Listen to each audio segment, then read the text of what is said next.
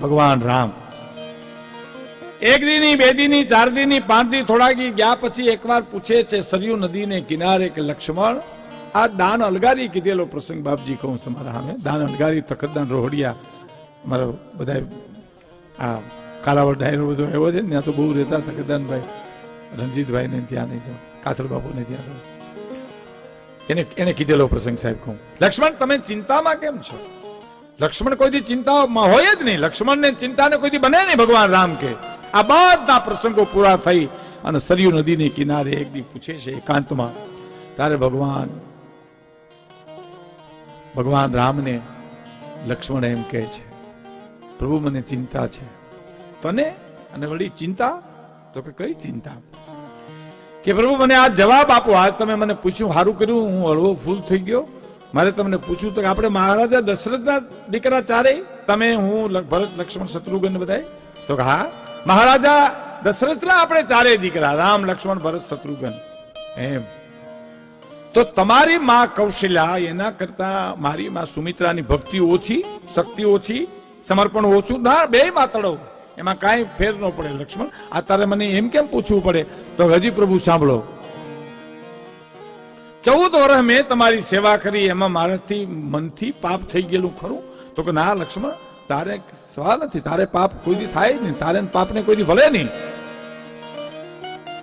તો પ્રભુ મને જવાબ આપો કે લંકાના સમરાગણમાં, રણમેદાનમાં રાવણનું એકેય બાણ તમને નહોતું લાગતું, અને મેઘનાદે મને મૂર્છા કેમ ખવડાવી દીધી? કઈ મારી ભક્તિમાં કઈ કચાશ નડી અથવા મારી ભૂલ મને નડી? તો મને જવાબ આપો. ભગવાન રામ ખડખડાટ દાંત કાઢે છે સાહેબ, જવાબ દેવાને બદલે ખડખડાટ દાંત કાઢે. લક્ષ્મણ બીજી વાર બોલજી કે રાવણનું એકેય બાણ તમને નહોતું લાગતું ને એક મેઘનાદ મને કેમ મૂર્છા ખવડાવી દીધી? તમારી જ માં એવી જ મારી માં, તમારા ગુરુ એવા જ મારા ગુરુ, વશિષ્ઠ ગુરુ ના આપણે બધા શિષ્યો, તમારા પિતા એ જ મારા પિત્ર. તમે એમ કહો છો મારાથી પાપ થયો નથી? અને ભગવાન ખુલાસો કરે, સાંભળવા જેવો છે. લક્ષ્મણ, મેઘનાદ તો સુરવીર હતો, બાહોશ હતો, બળવાન હતો, તો ખવડાવી દે તને મૂર્છા. એની જગ્યાએ સામાન્ય જ હોય ને તોય તને મૂર્છા ખવડાવી દે. આમ કીધું તો લક્ષ્મણ ધ્રુજો છૂટી ગઈ, ધ્રુજવા મીડ્યા. શું વાત કરો પ્રભુ? તો હા, હવે સાંભળ, વનવાસ દરમિયાન આપણે જ્યાં જ્યાં ગયા, કોઈ આશ્રમો આવ્યા ખરા? તો ઘણા આશ્રમો આવ્યા, ઘણા સંતોના આશ્રમો આવ્યા. સંતો, સાધુ સંતો સિવાયનું કોઈ આશ્રમ આવ્યો હું ખરું? તો કે હા, સબરીનું આશ્રમ આવ્યું હતું ને, ત્યાં આપણે ગયા હતા? તો કે હા ગયા હતા ને. સબરી આપણું સ્વાગત કર્યું હતું? તો કે હા.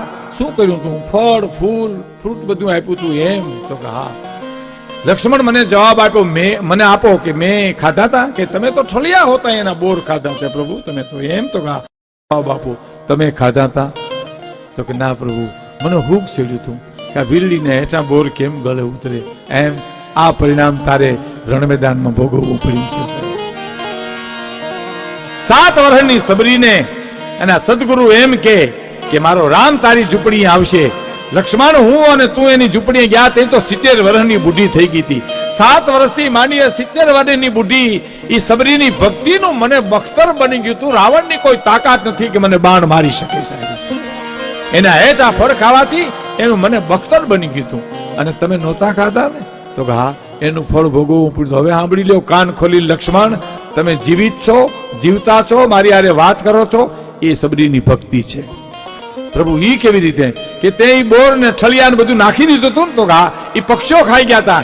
એ પક્ષીઓ એ પર્વતની ઉપર એ ઠળિયા નાખ્યા, એની અમૃત સિંધુની ઉગી, અને એ ઝાડમાંથી પાંદડા જ્યારે હનુમાનજી લાવ્યા અને એના પાંદડા નીચોવીને એનો રસ તને પાયો, તઈ તું બેઠો થયો છો. એ સબરીની ભક્તિ છે.